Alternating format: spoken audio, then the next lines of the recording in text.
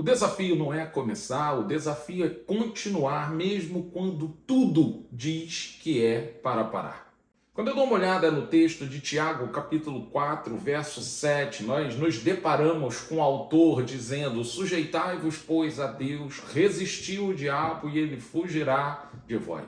Eu quero aqui tirar a pessoa, tirar a figura de Satanás e quero colocar aqui a figura de uma oposição.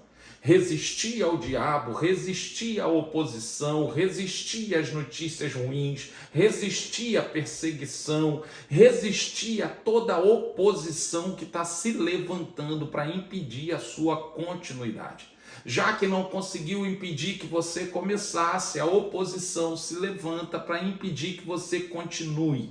Mas o texto está dizendo: resistir ao diabo, resistir ao adversário, resistir à fofoca, resistir à oposição, resistir à comparação, resistir à competição, resistir, porque uma hora isso fugirá de você. Observa que o texto não diz quanto tempo você precisa resistir. O texto não diz quantas vezes você precisa resistir. O texto não deixa claro o tempo, a intensidade da resistência, mas o texto está deixando claro que a sua resistência determina o seu resultado. A sua habilidade de continuar, mesmo em cenários de adversidade, vai determinar o seu resultado. Eu não sei porquê, mas às vezes as pessoas começam a dizer que quando a resistência é grande, quando a oposição é grande, quando as coisas não estão dando certo, é sinal de que Deus não está no negócio. Se Davi pensasse assim, quando Saul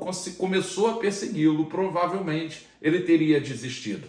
Se José pensasse assim, quando seus irmãos o vendem, quando ele vira escravo, quando ele vai preso, provavelmente ele pensaria que Deus não estava nesse negócio e ele desistiria e não se transformaria no governador que nós sabemos que pela história que ele se transformou. Eu quero, nesse vídeo, falar um pouquinho contigo sobre o desafio da continuidade. O desafio de permanecer mesmo quando tudo ao nosso redor insiste em nos dizer que é hora de parar. O texto de Salmos 126, verso 5, vai dizer para a gente: os que semeiam em lágrimas cegarão com alegria. Aquele que leva a preciosa semente andando e chorando voltará sem dúvida com alegria, trazendo consigo os seus molhos, trazendo consigo o resultado do seu esforço. Observa que o texto está dizendo que o desafio é continuar semeando mesmo no ambiente de lágrima, é continuar andando mesmo no ambiente de choro. E ele vai mostrando que tudo isso vai ter que cooperar para o seu resultado. Você vai voltar com alegria. Você foi com choro, mas voltou com alegria. Você foi com semente, mas você voltou com o resultado dessa semente.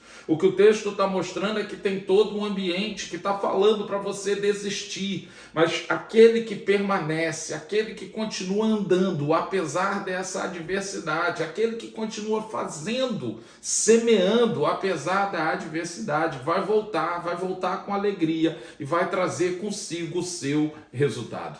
Eclesiastes capítulo 11, verso 4, vai complementar esse pensamento dizendo que quem observa o vento nunca semeará. O que olha para as nuvens nunca cegará. Olha o que o autor está dizendo, aquele que está olhando para o ambiente externo não vai ter coragem. Vai olhar para o vento e vai achar que não é o momento, vai olhar para o clima e vai achar que não é o adequado, vai olhar para a tua condição financeira e vai acreditar que não dá para você, vai olhar para o nível de conhecimento, a sua inteligência, a sua capacidade, a sua força, e você vai achar que não é para você. Ou seja, quem olha para todas as situações externas perde a oportunidade de viver o chamado que carrega, lembrando que aquele que chama tem tudo o que você precisa para chegar ao local que ele projetou. Então, o texto de Eclesiastes, capítulo 11, no verso 4, está dizendo: quem observa o vento nunca semeará. No verso 5 ele vai dizer: assim como tu não sabes qual o caminho do vento, nem como se formam os ossos no ventre da que está grávida, assim também não sabe as obras de Deus que faz todas as coisas. Pela manhã, semeia a tua semente. À tarde, não retira a tua mão, porque tu não sabe qual prosperará. Você não sabe o que Deus vai fazer. Você não sabe o que está acontecendo longe ou distante daquilo que os seus olhos não conseguem enxergar. Paulo mais tarde vai dizer que nós vemos em parte, mas um dia nós vamos ver um todo. Então, por favor, não pare pela parte que você está olhando, porque tem um todo que você ainda não conhece, que está te dizendo que é hora de continuar. Observa Romanos capítulo 5, verso 3. E não somente isso, mas também nos gloriamos nas tribulações, sabendo que a tribulação produz paciência, paciência é experiência, experiência é esperança. Observa que o salmista começou dizendo: semeia mesmo com choro, semeia mesmo com lágrimas. Você vai voltar com alegria e trazendo o seu resultado. Eclesiastes capítulo 11 vai dizer: não olha para o ambiente externo, cuidado, porque o ambiente externo pode te mandar uma mensagem equivocada e interromper a sua caminhada. Agora, Romanos capítulo 5, verso 3, o autor está dizendo: se alegre com a tribulação, se alegre com tudo isso que está tentando te parar, se alegre com toda a oposição, se alegre com a adversidade. Por quê? Porque quem vence isso, quem vence a tribulação, vai entender que a tribulação produz paciência. Quem vence a tribulação se desenvolve, ganha paciência. A paciência traz a experiência traz a esperança. Ou seja, no final você vai olhar e vai dizer: se eu superei isso, eu supero o próximo obstáculo. Se eu venci aquela adversidade, eu vou vencer a próxima. Se eu cheguei até aqui, se até aqui o Senhor nos ajudou, com certeza Ele irá continuar nos ajudando. O desafio é resistir à voz contrária, o desafio é resistir ao vento contrário, o desafio é resistir ao inimigo, que nesses textos estão chamando de diabo, está chamando de Satanás, mas eu só quero te mostrar como uma grande oposição que sabe o que você carrega, que sabe o seu potencial e está tentando te paralisar. Eu não sei quanto tempo você precisa resistir esse diabo. Eu não sei quantas vezes você vai precisar resistir essa oposição. Eu sei que o Deus que nós servimos não é homem para que minta e nem filho do homem para que se arrependa. O Deus que te prometeu irá fazer você chegar onde Ele te convidou. Eu quero que você entenda que o inferno está só testando se você realmente quer aquilo que você diz ou afirma querer. O inferno só está testando até onde vai a sua resistência, até onde vai o seu desejo, até onde vai a sua fidelidade,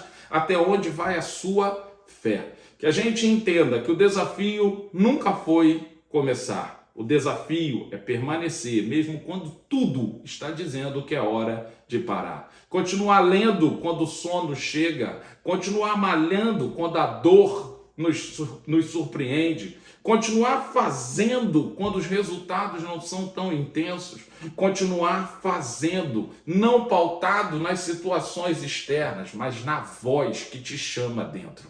É isso que eu quero que você pense. O desafio não é começar, é permanecer, e eu quero profetizar que você vai estar entre aqueles que continuou e que voltou com a sua alegria, voltou trazendo consigo os seus molhos. Você não sabia que dia, que hora a sua semente ia prosperar, mas quando você não estava vendo, alguém estava trabalhando no secreto e o seu resultado vai chegar. Que essa tribulação não te tire do caminho, mas que desenvolva em você. Essa tribulação desenvolva a paciência, desenvolva a experiência, desenvolva a esperança. Essa esperança que o texto diz que não traz confusão, porquanto o amor de Deus está derramado em nosso coração pelo Espírito Santo que nos foi dado. Esse Espírito Santo que é ajudador, esse Espírito Santo que é consolador, esse Espírito Santo que é fogo, esse Espírito Santo que é poder para nos levar até onde precisamos e queremos ir.